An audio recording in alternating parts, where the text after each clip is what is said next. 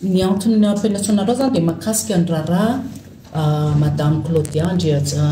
Citoyen amin'ny marem-pianakaviana amin'ny mahavehivavy dia tsy haina angina manoloana ny zava-misy eto amin'ny tany sy ny fanjakana. Raha samy nanaraka ny raharaha nisy tsika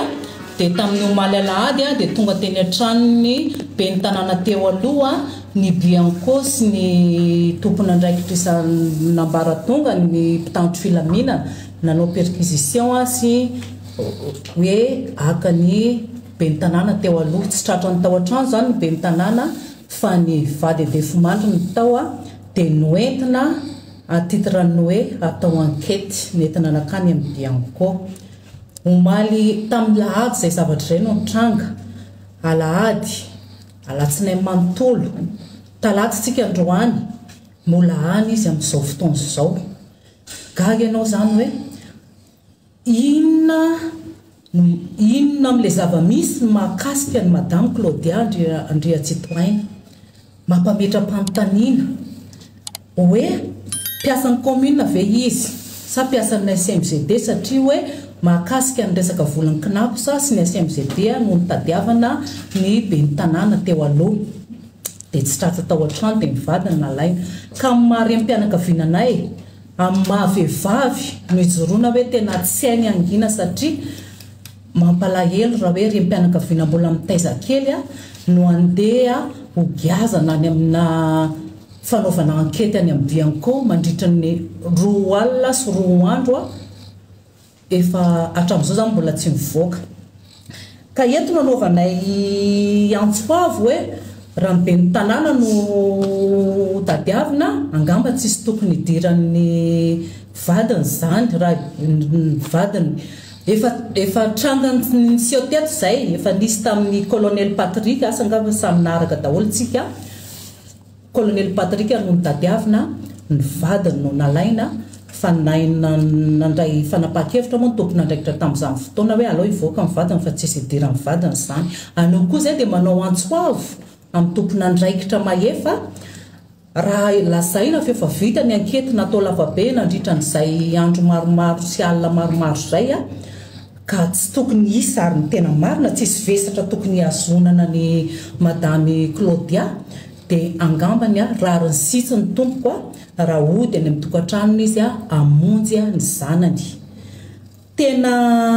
mino fa maro ny tompon'andraikitra vehivavy renim-pianakaviana mahatsapa an'izany hoe ahoana ny fomba andaozanao zanakanao kely mbola milanao fa tsy hoe fa zazamaly eo tena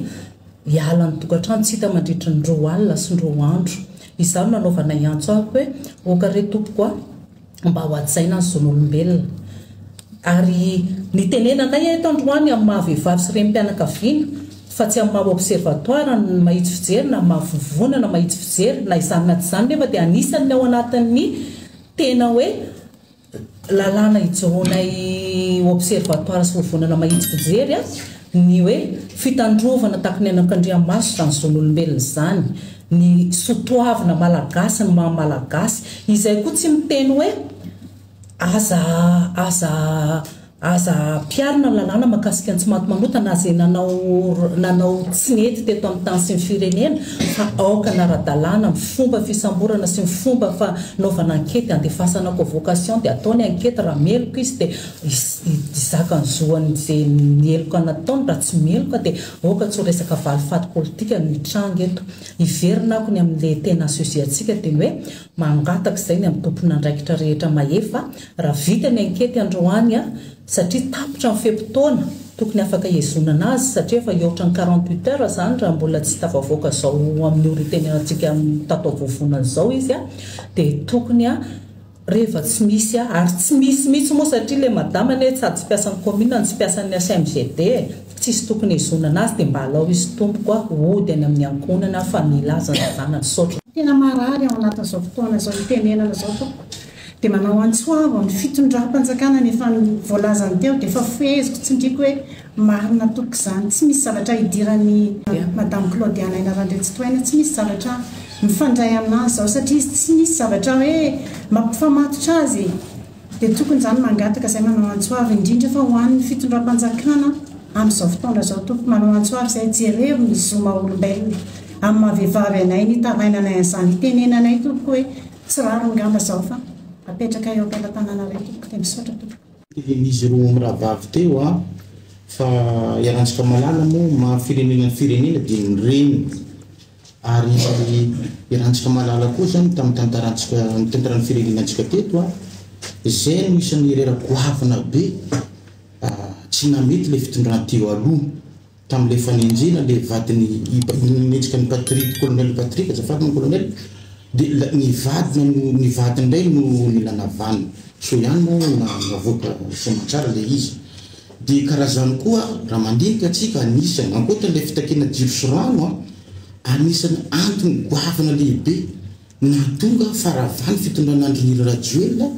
le fandorany le tamin'ny filaminana le volon'le singambolo le volon'le vehivavy donc zany izay nampitsangana izy dimy rahalahy reo le lasa filohampanjakana ankehitriny hoe efa tsy izy zao zalafa andao taperina ty tantara ty ka ireo vehivavy malagasy reo saropady ary tokony adiaintsika toy ny an'Andriamaso ny voninahitra izy ireo ka noho zany raha lalàna jerevana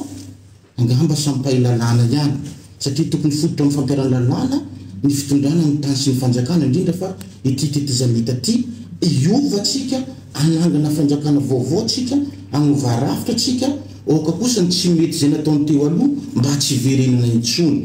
satria izy no bolina aminay any zay hoe zavatra mavoomby mena mety mavoomby mahintiny zany hoe raha ny te ihany koa zany miverina ataoko fa tsy mety zay fa firenena iaraha-manina mety teny ny satsany hoe fa manino manao président société civile ny tena zany miteny ny tenanay satria navita be tamin'ity firenena ty teo amin'ny setry fampandrosoana fandamina ny fiarahamonina indrindra tao Tomasina tamin'ny faritra Atsinanana ka noho zany efa miditra amin'ny setry national zay tamin'ny observatoire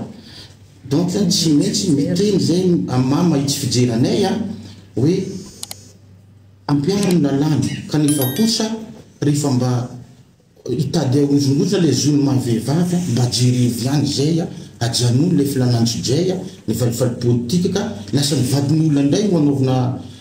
zay tsy mety zay tsy rarina kanefa kosa zay tsy misakana ny adida mandraiky sany mpitandro filaminana fa kosa tsy manana adida mandraiky tamin'ny SMGD sy tao amin'ny commune ny vadiny ministra ny Andritsitoaina ka miangavy zay Antanandroa ho an'izy dimy rahalahy sy ny premier ministre avoa le fahasamody vehivavy io ampinono ny zanany hikarakara ny tokantrano manokana satria zay no mba ho fanajantsika ny fampiarana lalàna fa tsy zay tsy mety taloha no averina indray